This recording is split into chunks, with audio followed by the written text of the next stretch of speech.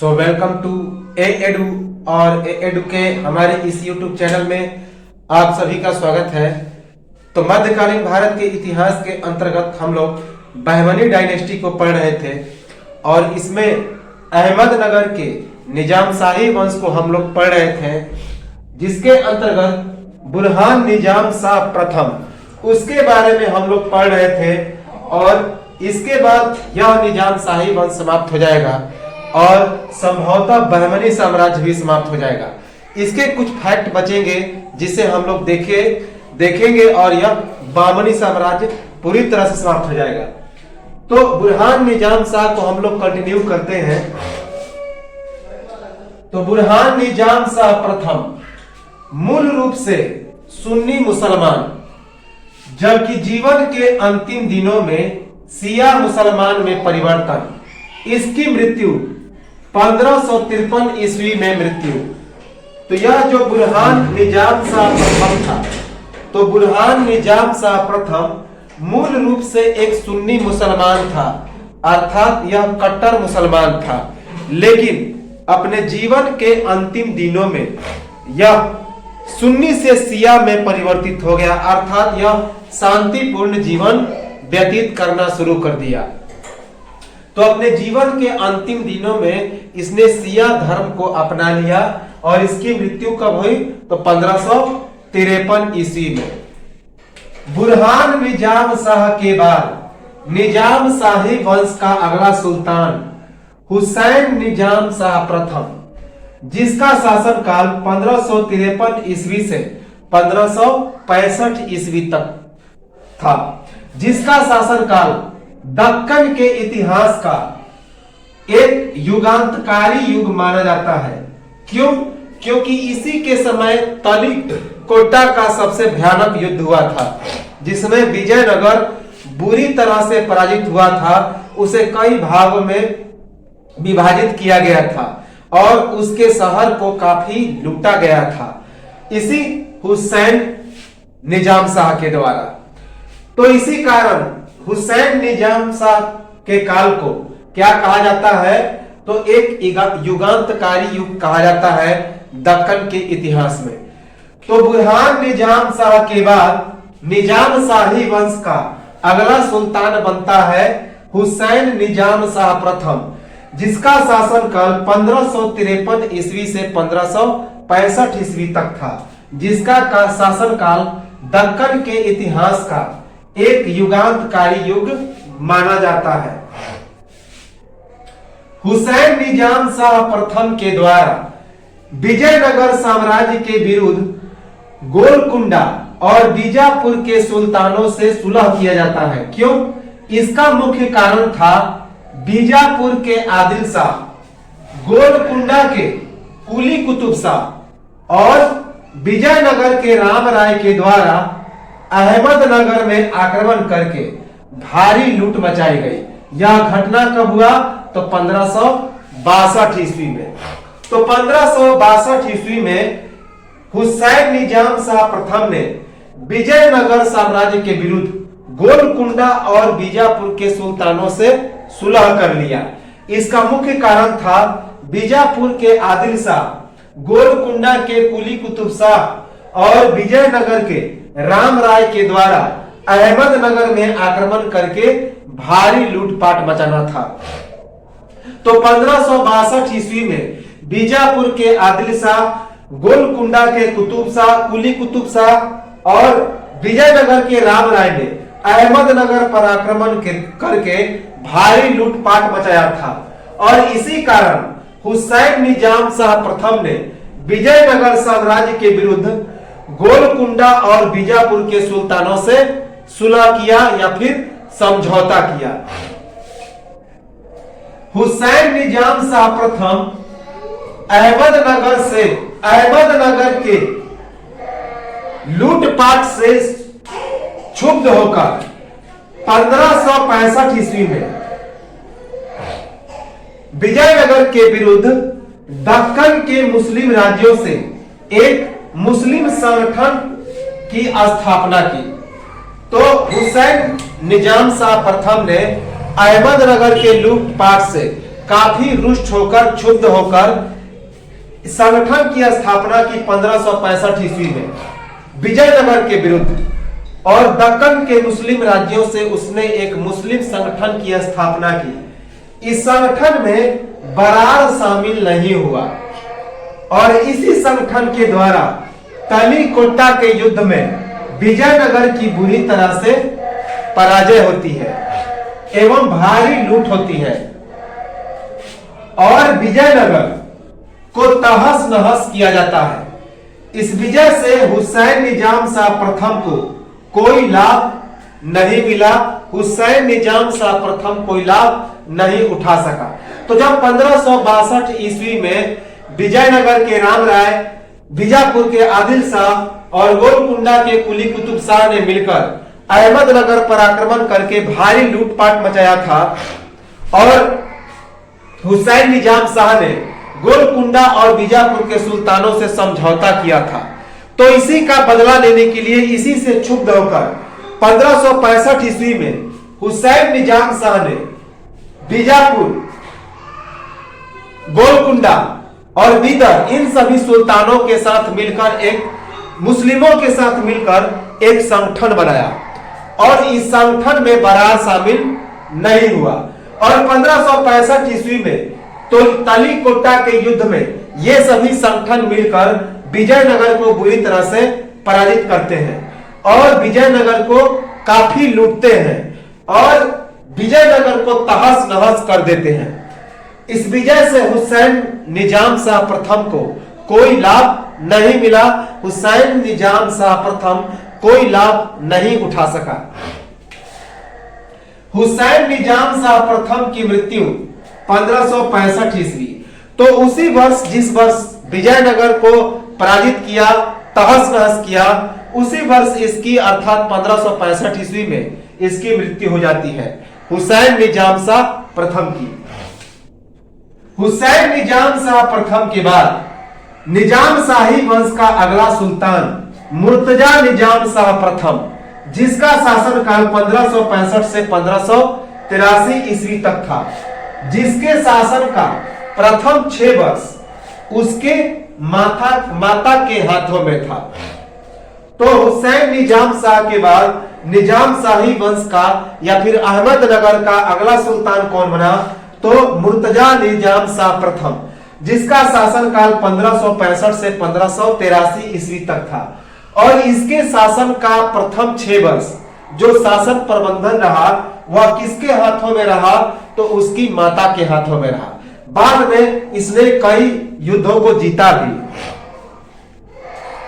तो मुर्तजा निजाम शाह के द्वारा बरार पर विजय एवं बीदर से पराजय, बीदर से पराजय के बाद मानसिक संतुलन में गड़बड़ी आ गई। तो मुर्तजा निजाम शाह ने बरार पर विजय प्राप्त किया, लेकिन वह बीदर से हार गया और इस हार के बाद मुर्तजा निजाम शाह के मानसिक संतुलन में गड़बड़ी आ गई। तो मुर्तजा निजाम शाह के द्वारा बरार पर विजय एवं बीदर से पराजय, बीदर से पराजय के बाद मानसिक संतुलन में क्या हो जाती है मुर्तजा निजाम शाह की? तो गड़बड़ी आ जाती है। 1583 ईस्वी में मुर्तजा निजाम शाह की उसके पुत्र हुसैन निजाम शाह द्वितीय के द्वारा हत्या एवं निजाम शाही वंश का अगला सुल्तान कौन बनता है? तो हुसैन निजाम शाह द्वितीय, जिसका शासनकाल 1583 से 1589 ईस्वी तक रहता है। तो 1583 ईस्वी में मुर्तजा निजाम शाह को उसके पुत्र हुसैन निजाम शाह द्वितीय ने वध कर दिया, हत्या कर दिया और उसके बाद वह अगला सुल्तान बन गया निजाम शाही वंश का और उसका शासनकाल 1583 ईस्वी से 1589 ईस्वी तक चला। हुसैन निजाम शाह द्वितीय के बाद 1589 ईस्वी में उसका पुत्र इस्माइल निजाम शाह, जिसका शासनकाल 1589 ईस्वी से 1591 ईस्वी तक था, जो कि निजाम शाही वंश का अगला सुल्तान बनता है। तो हुसैन निजाम शाह द्वितीय के बाद 1589 ईस्वी में उसका पुत्र इस्माइल निजाम साहब, जिसका शासनकाल 1589 से 1591 तक रहता है, निजाम शाही वंश का अगला सुल्तान बनता है। इस्माइल निजाम शाह के बाद निजाम शाही वंश का अगला सुल्तान बनता है बुरहान निजाम शाह द्वितीय। तो इस्माइल निजाम शाह के बाद निजाम शाही वंश का अगला सुल्तान बनता है बुरहान निजाम शाह द्वितीय, जिसका शासनकाल 1591 से 1595 ईस्वी तक रहता है, जिसके शासनकाल में प्रसिद्ध फारसी लेखक जिसका नाम था साख ताहिर, वह उसका आगमन होता है। तो इस्माइल निजाम शाह के बाद निजाम शाही वंश का अगला सुल्तान बुरहान निजाम शाह द्वितीय बनता है, जिसका शासनकाल 1591 से 1595 ईस्वी तक रहता है। और इसी के शासनकाल में प्रसिद्ध फारसी लेखक जिसका नाम था साख ताहिर, वह आता है कहां पे, तो बहबनी साम्राज्य में, अर्थात अहमदनगर आता है, याद रखेंगे। बुरहान निजाम शाह द्वितीय के बाद अहमदनगर का अगला सुल्तान इब्राहिम निजाम शाह बनता है, जिसका शासनकाल 1595 से 1609 ईस्वी तक था। तो बुरहान निजाम शाह द्वितीय के बाद अहमदनगर का अगला सुल्तान इब्राहिम निजाम शाह बनता है, जिसका शासनकाल 1595 से 1609 ईस्वी तक था। इब्राहिम निजाम शाह के बाद अगला सुल्तान मुर्तजा निजाम शाह द्वितीय बनता है, जिसका शासनकाल 1609 ईस्वी से 1630 ईस्वी तक था, जिसके शासनकाल में मलिक अंबर प्रधान सहायक बना, वजीर बना और सेनापति बना।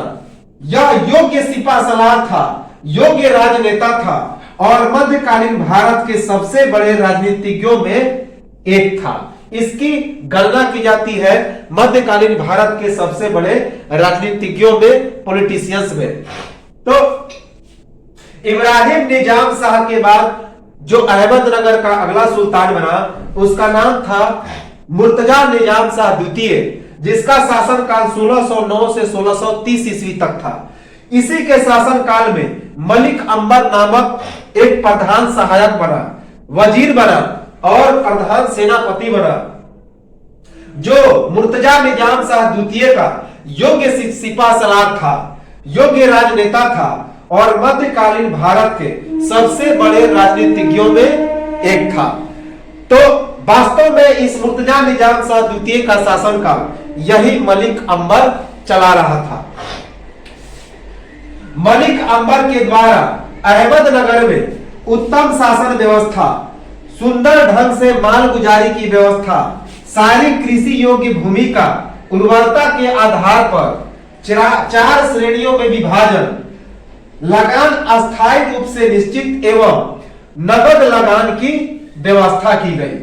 तो मलिक अंबर ने अहमदनगर में एक उत्तम शासन की व्यवस्था की, सुंदर ढंग से मालगुजारी लेने की व्यवस्था की, सारी कृषि योग्य भूमि का उर्वरता के आधार पर 4 श्रेणियों में इसने विभाजन किया और लगान जो था वह अस्थायी रूप से इसने निश्चित कर दिया और लगान लेने की व्यवस्था इसने नगद रूप में व्यवस्था की, अर्थात लगान की व्यवस्था इसने नगद कर दी, अर्थात कैश के रूप में, याद रखेंगे।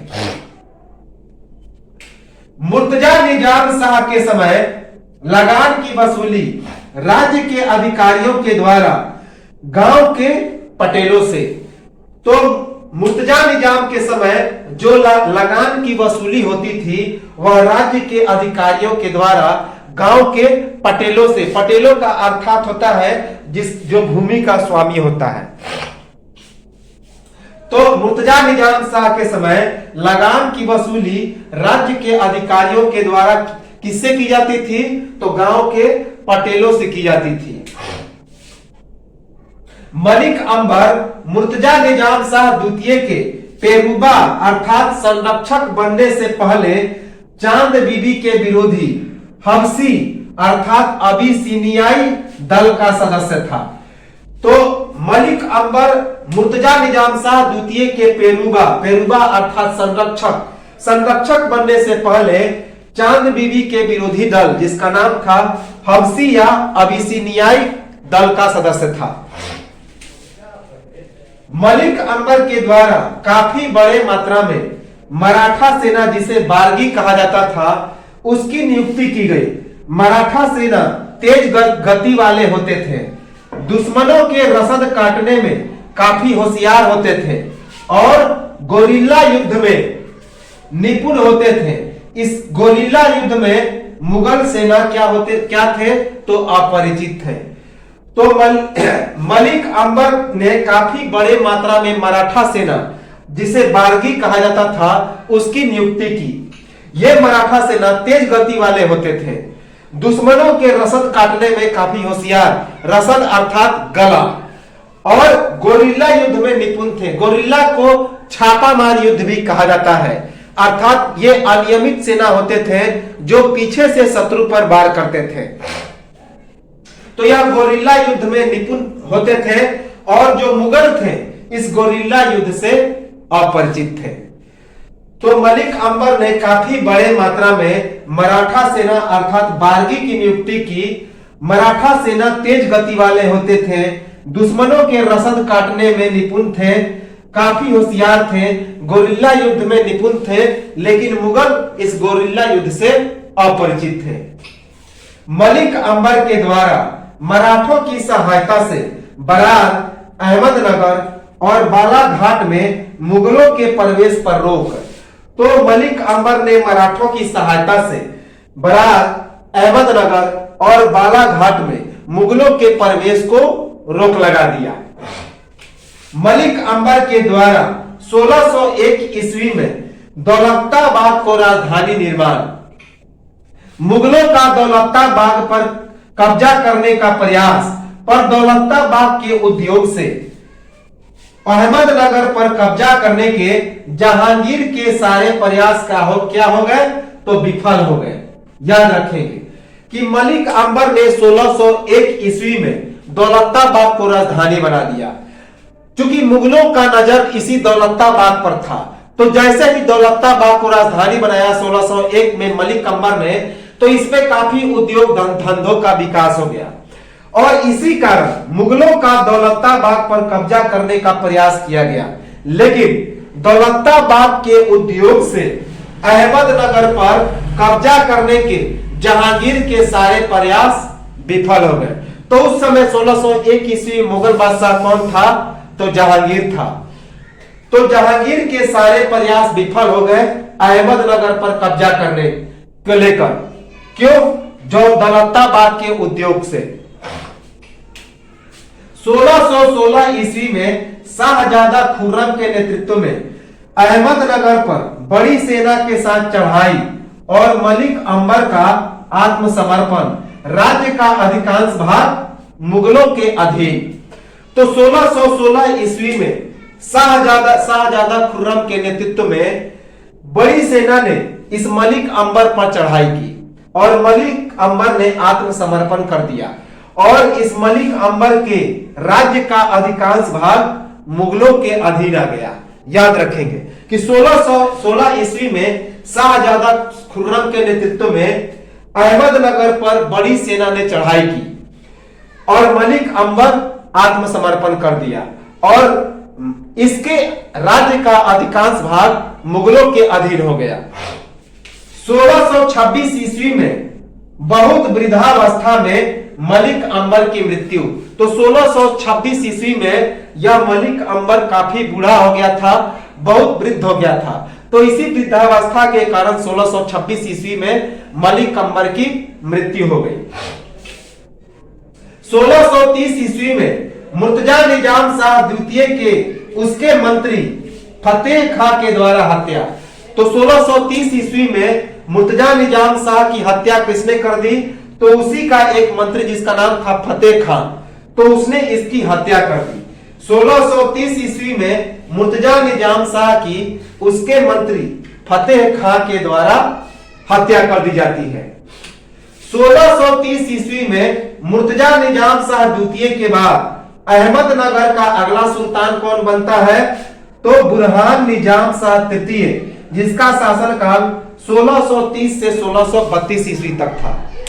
तो मुर्तजा निजाम शाह द्वितीय के बाद 1630 ईस्वी में अगला सुल्तान बनता है इस अहमदनगर का, जिसका नाम था बुरहान निजाम शाह तृतीय, जिसका शासनकाल 1630 से 1632 ईस्वी तक था। बुरहान निजाम शाह तृतीय के बाद अहमदनगर का अगला एवं अंतिम सुल्तान बनता है हुसैन निजाम शाह तृतीय, जिसका शासनकाल 1632 से 1636 ईस्वी तक था। तो बुरहान निजाम शाह तृतीय के बाद अहमदनगर का अगला सुल्तान और अंतिम सुल्तान कौन बनता है, तो हुसैन निजाम शाह तृतीय, जिसका शासनकाल 1632 से 1636 ईस्वी तक रहा। और 1636 ईस्वी में इस निजाम शाही वंश का अस्तित्व समाप्त हो जाता है।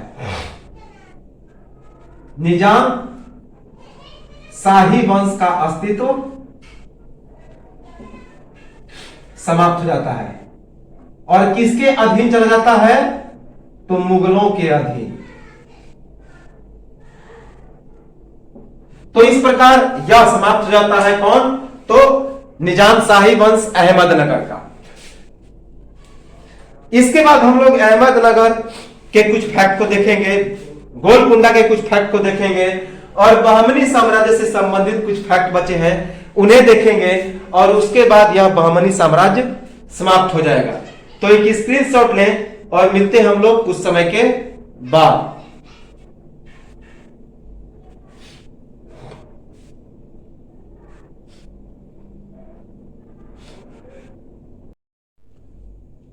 तो चलिए वेलकम बैक अगेन। हम लोग इस बहमनी साम्राज्य को एक बार फिर से कंटिन्यू करें और इस अहमदनगर को एक बार और हम लोग आगे बढ़ाएं। तो 1499 ईस्वी में अहमद निजाम शाह के द्वारा दौलताबाग किले पर कब्जा। 1499 ईस्वी में अहमद निजाम शाह ने दौलताबाग किले पर कब्जा कर लिया था, जो कि इस अहमदनगर के निजाम शाही वंश का संस्थापक था। 1637 ईस्वी में शाहजहां के द्वारा दौलताबाग को जीतकर उसे मुगल साम्राज्य में शामिल। तो 1637 ईस्वी में शाहजहां ने दौलताबाग को जीतकर उसे मुगल साम्राज्य में शामिल कर लिया। 1574 ईस्वी में निजाम शाही वंश के द्वारा बरार पर अधिकार पर 1596 ईस्वी में इस पर अकबर का कब्जा। तो 1574 ईस्वी में निजाम वंश ने बरार पर अधिकार कर लिया, लेकिन 1596 ईस्वी में एक बार फिर से इस बरार पर अकबर का कब्जा हो गया।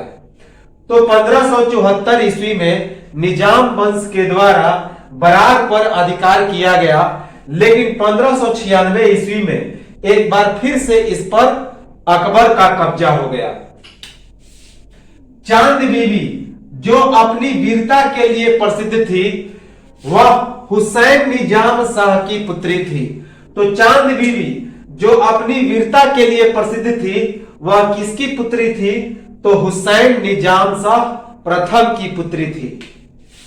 निजाम शाही वंश का आधुनिक काल में अवशिष्ट स्मारक भद्र महल, जिसका निर्माण सफेद पत्थरों से हुआ था, अपनी जीर्णोदशा में अहमदनगर में विद्यमान। तो निजाम शाही वंश का आधुनिक काल में जो अवशिष्ट स्मारक है वह भद्र महल के रूप में है, जिसका निर्माण सफेद पत्थरों से किया गया था और वर्तमान में वह जीर्णोदशा में अर्थात टूटी फूटी अवस्था में अहमदनगर में विद्यमान है। क्या नाम था, तो भद्र महल, जो कि सफेद पत्थरों से निर्मित है। चांद बीबी, जिसे चांद खातून या चांद सुल्ताना भी कहा जाता था, तो चांद बीबी जिसे चांद खातून या चांद सुल्ताना भी कहा जाता था, इसका विवाह बीजापुर के 5वें शासक अली आदिल शाह से हुआ था।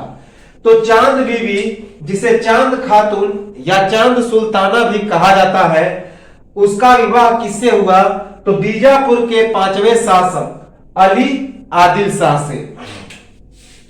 1580 ईस्वी में अली आदिल शाह की मृत्यु हो जाने के बाद बीजापुर के 5वें सुल्तान इब्राहिम आदिल शाह द्वितीय की संरक्षिका बीजापुर का प्रशासन मंत्रियों के हाथ में चला गया।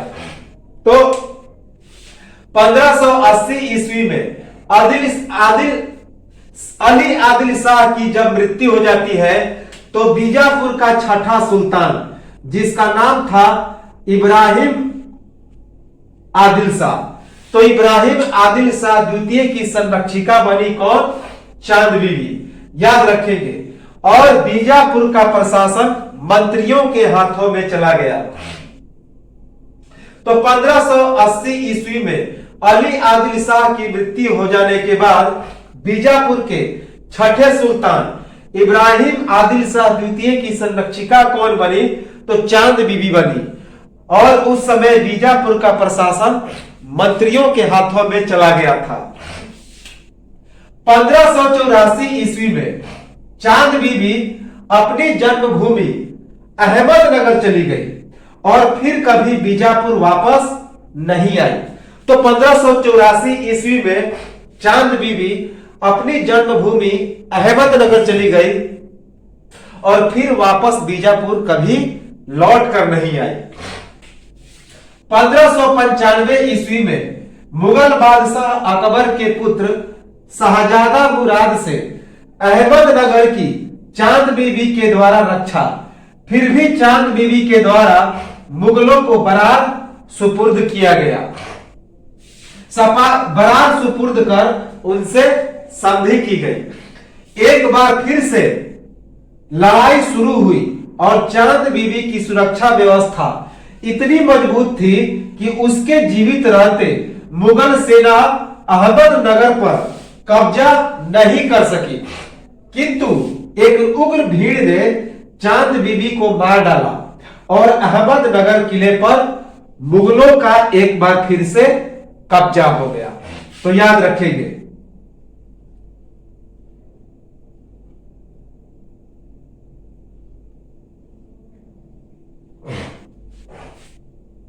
पंद्रह ईस्वी में मुगल बादशाह अकबर के पुत्र शाहजादा मुराद ने अहमदनगर पर हमला किया और उस समय चांद बीबी संरक्षिका थी किसकी? तो इब्राहिम आदिल शाह द्वितीय की। तो चांद बीबी ने अहमदनगर की रक्षा की, काफी वीरता से लड़ाई किया इस मुराद से और अहमदनगर की रक्षा की। और लेकिन फिर भी चांद बीबी ने एक संधि के तहत मुगलों को बरार सुपुर्द कर दिया, मुगलों को बरार दे दिया। याद रखेंगे। और उनसे संधि कर ली। एक बार फिर से लड़ाई शुरू हुई। बरार देने के बाद एक बार फिर से लड़ाई शुरू हुई और चांद बीबी की सुरक्षा व्यवस्था इतनी मजबूत थी कि उसके जीवित रहते मुगल सेना अहमदनगर पर कब्जा नहीं कर सकी। लेकिन एक उग्र भीड़ ने चांद बीबी को मार डाला और अहमदनगर किले पर मुगलों का कब्जा हो गया। मलिक अंबर द्वारा छापामार युद्ध, हमने बताया था कि गोरिल्ला युद्ध को छापामार युद्ध भी कहा जाता है। तो मलिक अंबर के द्वारा छापामार युद्ध की शुरुआत की गई तथा क्योंकि हमने बताया था कि मलिक अंबर ने कई सारे मराठियों को अपने सेना में शामिल किया और मराठी जो थे वे गोरिल्ला युद्ध या फिर छापामार युद्ध में काफी माहिर थे, जिसमें शत्रु को पीछे से वार किया जाता था। ये अनियमित सेनाएं होती थी। तो मलिक अंबर के द्वारा छापामार युद्ध की शुरुआत की गई तथा ठेकेदारी प्रथा को समाप्त कर रैयतवाड़ी प्रथा, जिसे जब्ती प्रणाली भी कहा जाता है, उसकी शुरुआत की गई। रैयत का मतलब होता है किसान। डायरेक्ट जो किसानों से संपर्क करके उनके खेतों को जब्त किया जाता है टैक्स नहीं देने पर, उसी को ही रैयतवाड़ी व्यवस्था कहा जाता है। तो अंग्रेजों ने रैयतवाड़ी व्यवस्था को बखूबी निभाया था। जब हम लोग मॉडर्न हिस्ट्री ऑफ इंडिया पढ़ेंगे तो रैयतवाड़ी, महारवाड़ी, इन सभी के बारे में हम लोग पूरा अच्छी तरह से चर्चा करेंगे। तो मलिक अंबर के द्वारा छापामार युद्ध की शुरुआत की गई तथा इसने ठेकेदारी प्रथा को समाप्त करके रैयतवाड़ी प्रथा, जिसे जब्ती प्रणाली भी कहा जाता है, उसकी शुरुआत की। फारसी भाषा का विद्वान शक ताहिर के द्वारा फतहनामा, इंसाए ताहिर, तोहफाए शाही एवं विशाले पाल नामक ग्रंथ की रचना। तो फारसी भाषा का विद्वान था शक ताहिर, जिसने फतहनामा, इंसाए ताहिर, तोहफाए शाही एवं रिसाले पाल नामक पुस्तक की रचना की। याद रखेंगे। अहमदनगर के निजाम शाही राजवंश का सर्वश्रेष्ठ इतिहासकार सैयद अली तबतबाई, इसके द्वारा बुरहाने मासिर नाम से निजाम शाही वंश के तो याद रखेंगे सुल्तानों के इतिहास की रचना की गई। मुख्यतः यह पुस्तक तत्कालीन सुल्तान बुरहान निजाम शाह द्वितीय को समर्पित था। तो याद रखेंगे, इंपॉर्टेंट है, यह प्रश्न आया हुआ है कि अहमदनगर के निजाम शाही राजवंश का जो सर्वश्रेष्ठ इतिहासकार था उसका नाम था सैयद अली तख्तबाई, और इसने बुरहाने मासिर नाम से एक निजाम शाही वंश के सुल्तानों के इतिहास पर रचित एक ग्रंथ की रचना की, और यह पुस्तक मुख्यतः तत्कालीन सुल्तान बुरहान निजाम शाह द्वितीय को समर्पित था। याद रखेंगे। तो अहमदनगर के निजाम शाही राजवंश का सर्वश्रेष्ठ इतिहासकार था सैयद अली तख्तबाई, और इसने बुरहाने मासिर नाम का एक निजाम शाही वंश के सुल्तानों पर आधारित पुस्तक की रचना की, और यह पुस्तक मुख्यतः तत्कालीन सुल्तान बुरहान निजाम शाह द्वितीय को समर्पित था। अब हम लोग देखते हैं महाराष्ट्र के अहमदनगर के स्थापत्य कला को। तो इमारतों में मेहराब एवं गुंबद का निर्माण पत्थर एवं चूने एवं गारे से। तो अहमदनगर की इमारतों में जो मेहराब और गुंबद होते थे उनका निर्माण पत्थर एवं चूने एवं गारे से होते थे। तो पत्थर, चूने एवं गारे से निर्माण होता था अहमदनगर के इमारत एवं गुंबद। अहमदनगर का महत्वपूर्ण निर्माण कार्य अहमद निजाम शाह के द्वारा निर्मित अहमदनगर का दुर्ग एवं खास कासिम खां का महल। याद रखेंगे।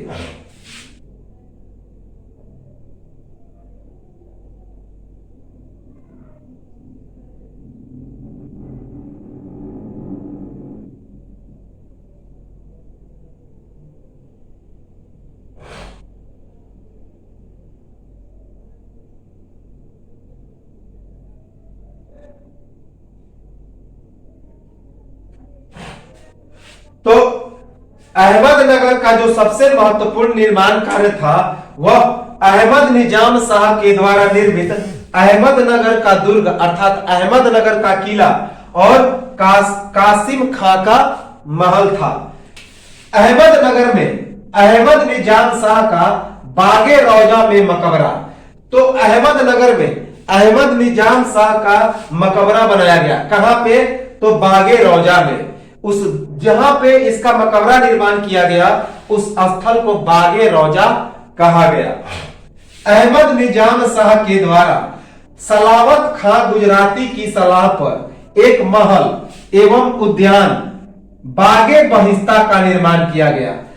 तो अहमद निजाम शाह के द्वारा सलावत खां गुजराती की सलाह पर एक महल एवं उद्यान का निर्माण किया गया और इसका नाम क्या था? बागे बहिस्ता। और इस उद्यान का नाम था बागे बहिस्ता। तो अहमद निजाम शाह के द्वारा सलावत खां गुजराती की सलाह पर एक महल एवं उद्यान बागे बहिस्ता का निर्माण किया गया। हुसैन निजाम शाह द्वितीय के द्वारा हुसैनाबाद नामक शहर की स्थापना। तो हुसैन निजाम शाह द्वितीय ने हुसैनाबाद नामक शहर की स्थापना की, याद रखेंगे। हुसैन निजाम शाह द्वितीय के द्वारा हुसैनाबाद नामक शहर की स्थापना की गई, मोस्ट इंपॉर्टेंट है। तो यह तो था अहमदनगर का निजाम शाही राजवंश। इसके बाद अब हम लोग कुछ अन्य तथ्यों पर आते हैं, कुछ इंपॉर्टेंट फैक्ट्स हैं, और इसके बाद यह बहमनी साम्राज्य समाप्त हो जाएगा। तो अन्य तथ्य, अलाउद्दीन बहमन शाह जो कि बहमनी वंश का संस्थापक था, तो उसके द्वारा अमीर उल उमरा एवं द्वितीय सिकंदर की उपाधि धारण की गई। तो अलाउद्दीन बहमन शाह जो कि बहमन वंश का संस्थापक था, उसने अमीर उल उमरा और द्वितीय सिकंदर की उपाधि धारण की। अलाउद्दीन बहमन शाह के द्वारा राजधानी गुलबर्गा का नाम परिवर्तित कर क्या रखा गया, तो अहसनाबाद रखा गया। तो अलाउद्दीन बहमन शाह के द्वारा राजधानी गुलबर्गा का नाम परिवर्तित करके अहसनाबाद रखा गया। अलाउद्दीन बहमन शाह भारत का पहला मुस्लिम शासक जिसने दक्षिण भारत में गैर मुस्लिमों से जजिया कर न लेने का आदेश जारी किया, याद रखेंगे। अलाउद्दीन बहमन शाह भारत का पहला मुस्लिम शासक था जिसने दक्षिण भारत में गैर मुस्लिमों से जजिया कर न लेने का आदेश जारी किया, याद रखेंगे। बहमनी साम्राज्य की राजभाषा क्या थी? मराठी, कन्नड़, तेलुगु और उर्दू। तो बहमनी साम्राज्य की राजभाषा थी मराठी, कन्नड़, तेलुगु और उर्दू। अलाउद्दीन बहमन शाह धार्मिक दृष्टि से एक धर्मनिरपेक्ष एवं न्यायप्रिय शासक, याद रखेंगे, एवं उसके मकबरे में फारसी शैली का प्रयोग। तो अलाउद्दीन बहमन शाह धार्मिक दृष्टि से एक धर्मनिरपेक्ष एवं एक न्यायप्रिय शासक था, एवं उसके मकबरे में फारसी शैली का प्रयोग किया गया था। बरार के इमाद शाही वंश के आखिरी सुल्तान तुफैल खां को हड़पने वाला की संज्ञा। तो बरार के इमाद शाही वंश का आखिरी सुल्तान जिसका नाम था तुफैल खां, उसे क्या कहा गया? तो हड़पने वाला कहा गया, क्योंकि इसने राज्य को हड़पा था, याद रखेंगे। बहमनी सुल्तान मोहम्मद शाह के द्वारा बुक्का प्रथम के विरुद्ध पहली बार बारूद का प्रयोग किया गया। तो हमने बताया था कि मोहम्मद शाह ने पहली बार बारूद का प्रयोग किया था, लेकिन किसके शासनकाल में किया था? तो उस समय विजयनगर का संस्थापक जिसका नाम था बुक्का प्रथम, उसका शासनकाल था। तो उसके विरुद्ध इसने सबसे पहले बारूद का प्रयोग किया। तो बहमनी सुल्तान मोहम्मद शाह के द्वारा बुक्का प्रथम के विरुद्ध पहली बार बारूद का प्रयोग किया गया।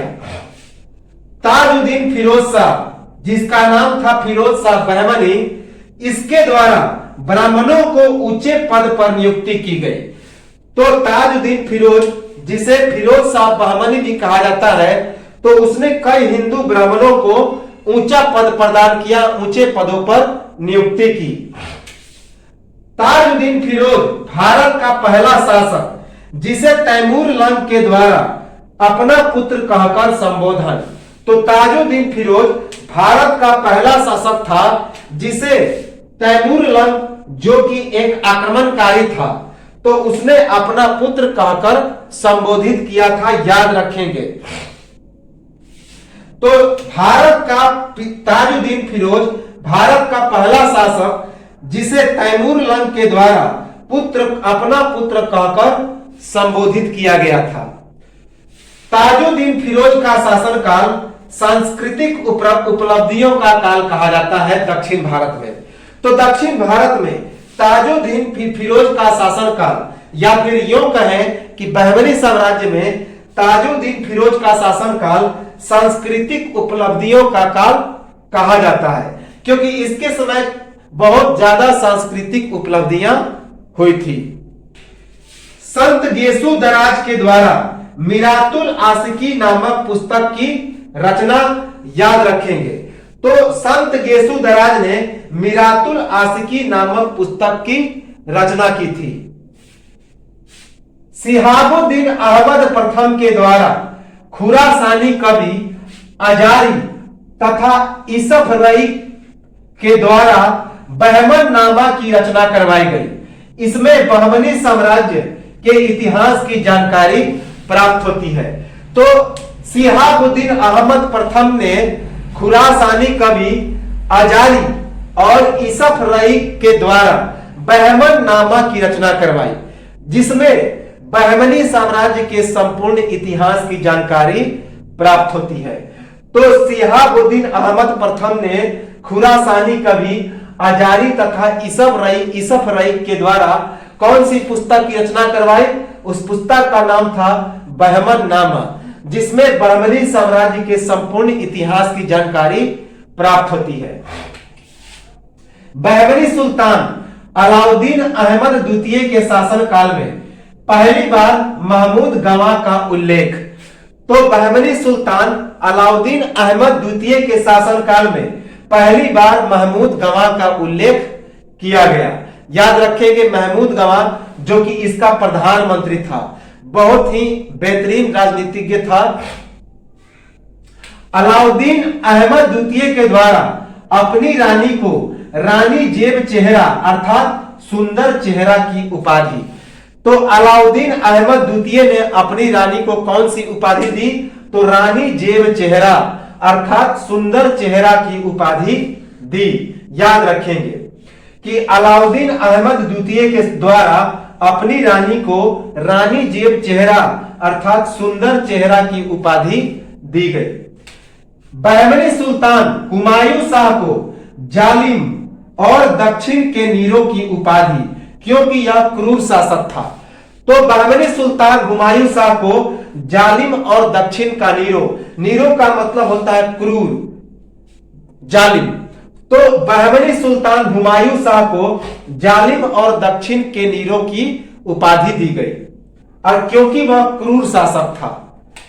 हुमायूं शाह के द्वारा महमूद गवाह को ख्वाजाए जहां की उपाधि देकर अपना प्रधानमंत्री नियुक्त, और शमसुद्दीन मोहम्मद तृतीय भी इसे अपना प्रधानमंत्री नियुक्त करता है।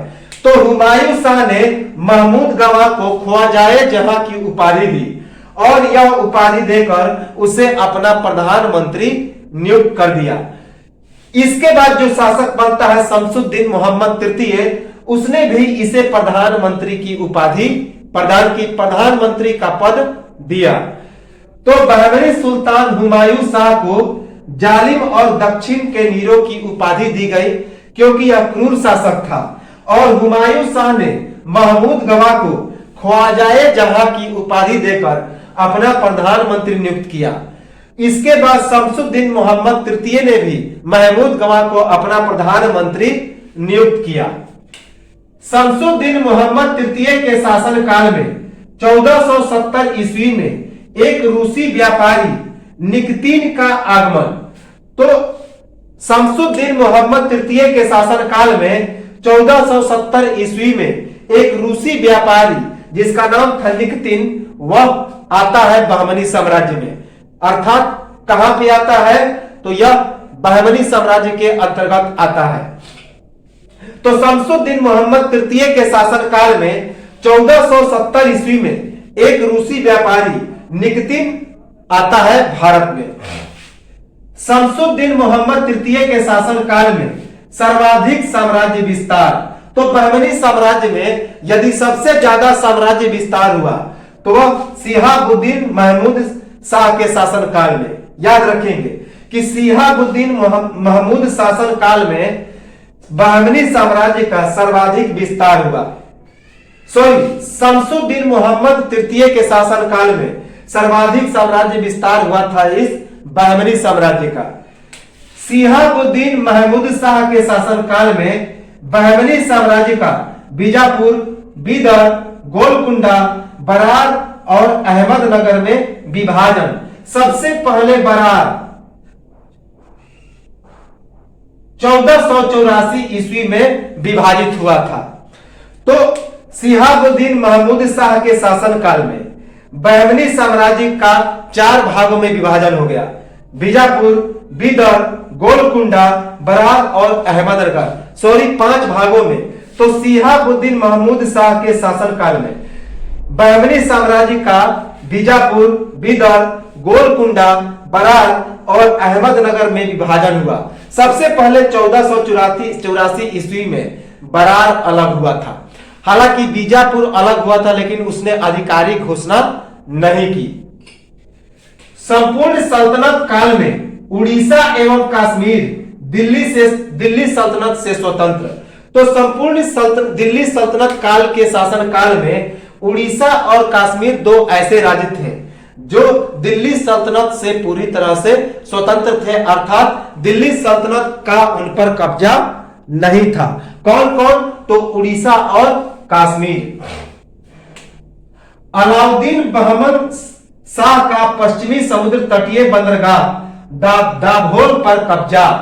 तो अलाउद्दीन बहमन शाह ने पश्चिमी समुद्र तटीय बंदरगाह दाभोल पर कब्जा कर लिया और इसी दाभोल से जो विजयनगर होते थे, गोवा और दाभोल से, उनका प्रमुख व्यापारिक केंद्र था, बंदरगाही केंद्र था, जहां से व्यापार होता था विदेशों से। तो इस अलाउद्दीन बहमन शाह ने पश्चिमी समुद्र तटीय बंदरगाह दाभोल पर कब्जा कर लिया था।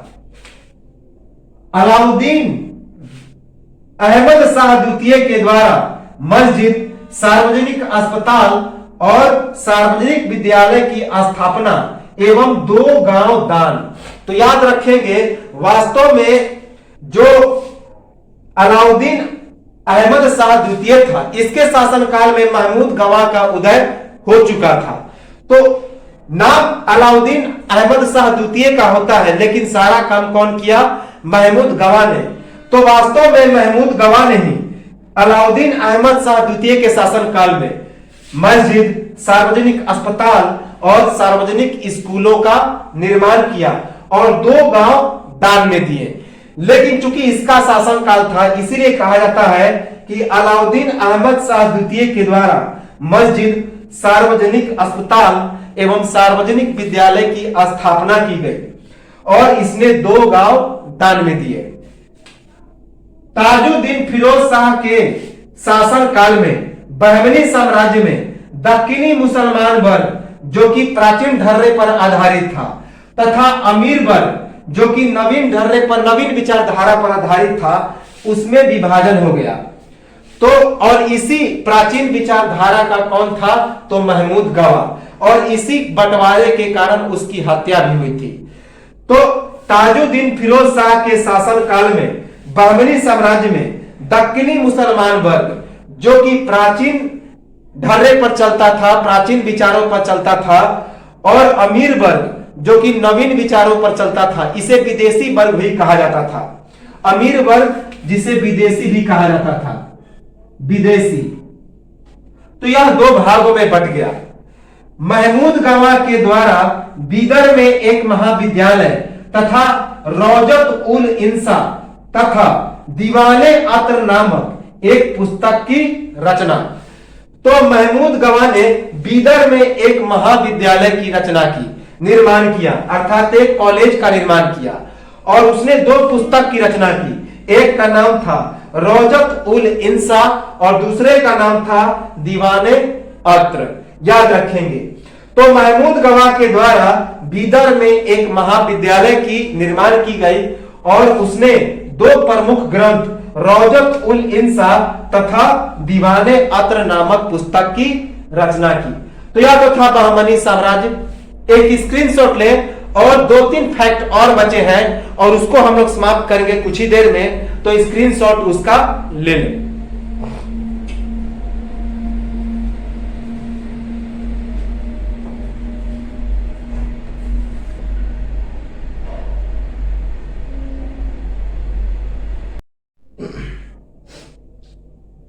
तो चलिए इस छोटे से फैक्ट को देखते हैं और बहमनी साम्राज्य को हम लोग समाप्त करते हैं। तो बहमनी साम्राज्य का जो मंत्रिमंडल था वह 8 भागों में बटा हुआ था। वकीले सल्तनत यह पद दिल्ली के मलिक नायब के समान था। वकीले सल्तनत, यह पद दिल्ली के नायब के समान था। वकीले कुल, वकील को छोड़कर अन्य सभी मंत्रियों के कार्यों का निरीक्षक।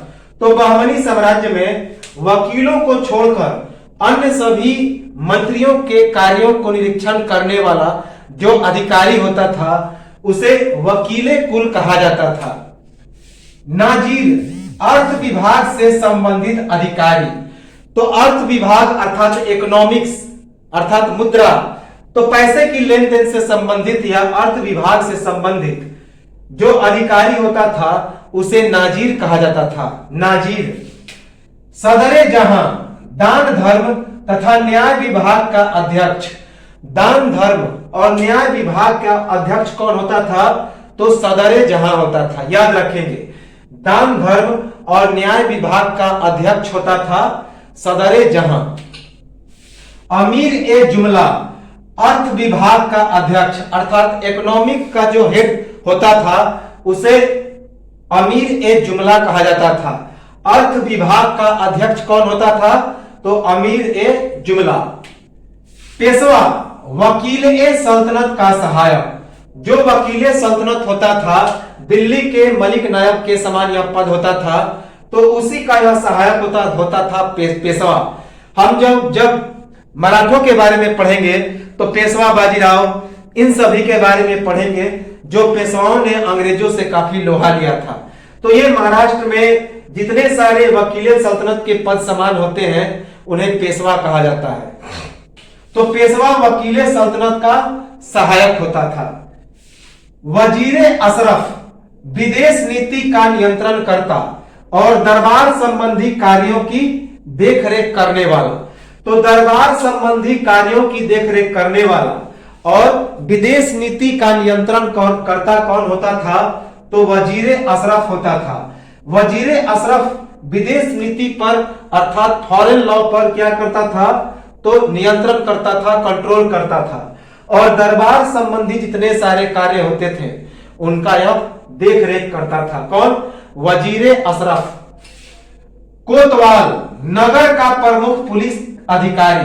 तो नगर का प्रमुख पुलिस अधिकारी कौन होता था? तो बहमनी साम्राज्य में कोतवाल होता था। तो नगर के प्रमुख पुलिस अधिकारी को बहमनी साम्राज्य में कोतवाल कहा जाता था। तो यह तो थे 8 विभाग मंत्रिमंडल के।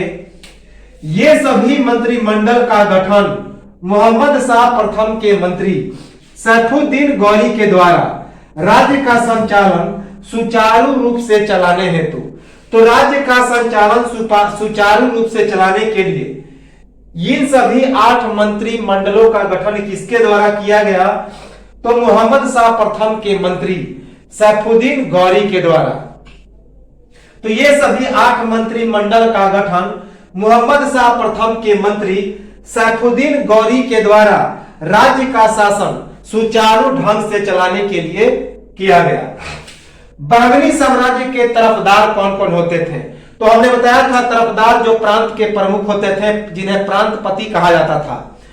तो इनके प्रमुख को तरफदार कहा जाता था और प्रांतों को तरफ कहा जाता था। तो कौन कौन से इलाके में तरफदारों को क्या क्या कहा जाता था उसे हम लोग देखें तो दौलताबाद का तरफदार मनसदे आली कहा जाता था। तो जो दौलताबाद का तरफदार होता था उसे मनसदे आली कहा जाता था। बरार का तरफदार मजलिसे आली कहा जाता था। तो बरार का तरफदार मजलिसे आली कहा जाता था। गुलबर्गा का तरफदार मलिक नायब कहा जाता था। तो जो गुलबर्गा का तरफदार होता था उसे मलिक नायब कहते थे। बीदर का तरफदार अजामे हुमायूं। बीदर का तरफदार क्या कहा जाता था? तो अजामे हुमायूं कहा जाता था। बहमनी साम्राज्य के सुल्तानों एवं महलों और दरबार की सुरक्षा करने वाला जो सैनिक दल होता था उसे साख ए खेल कहते थे। यह 4 भागों में बटा होता था जिसका मुख्य अधिकारी कौन होता था? तो सर ए नौबत। तो बहमनी साम्राज्य के सुल्तानों, महलों और दरबारों की सुरक्षा करने वाला जो सैनिक दल होता था उन्हें शाख ए खेल कहते थे, शाख ए खेल। और यह शाखे खेल 4 भागों में विभाजित होता था और जिसका मुख्य अधिकारी कौन होता था तो सर ए नौबत, उसके मुख्य अधिकारी को सर ए नौबत कहते थे। रूसी यात्री निकितन का पूरा नाम अल्थनेसियस निकितन था। तो रूसी यात्री निकितन का पूरा नाम क्या था तो अल्थनेसियस निकितन, जो कि इस बहमनी साम्राज्य के समय भारत में आया था रूस से, याद रखेंगे। तो यह तो था बहमनी साम्राज्य। इसके पहले हमने देखा विजयनगर साम्राज्य। तो 2 बड़े नगर साम्राज्यों की यहां पे होती है समाप्ति। बहमनी नगर का जो मुस्लिम सल्तनत था, बहुत विशाल सल्तनत, उसका यहां पे होता है समाप्ति। बार बारी से देखें, बार बारी से रिपीट करें और यह चीजें काफी आसान हो जाएंगी, समझ में आ जाएंगी और कहीं से भी कुछ पढ़ने की कोई जरूरत नहीं है। तो एक स्क्रीनशॉट लें और इसके बाद हम लोग चलेंगे सूफी आंदोलन और भक्ति आंदोलन, जो कि इस मध्यकालीन भारत के इतिहास का सबसे अंतिम टॉपिक होगा और इसके बाद यह मध्यकालीन भारत का इतिहास समाप्त हो जाएगा। और जैसा कि हमने कहा है कि जो मुगल साम्राज्य है उसके शासन प्रशासन, स्थापत्य कला, इन सब का हम एक सेपरेट वीडियो बनाएंगे और उसके बाद इसको हम लोग डिटेल में देखेंगे। और सिसोदिया वंश का भी एक पार्ट बचा हुआ है तो उसको हम लोग देखेंगे और मध्यकालीन भारत के इतिहास को एक एक अंश को हम लोग समाप्त करेंगे, एक एक अंश को, ताकि आपको कहीं भी किसी भी किताब को या किसी भी चीज को छूने की जरूरत नहीं पड़ेगी। तो एक स्क्रीनशॉट लें और मिलेंगे हम लोग अगले वीडियो में सूफी आंदोलन और भक्ति आंदोलन के साथ। और तब तक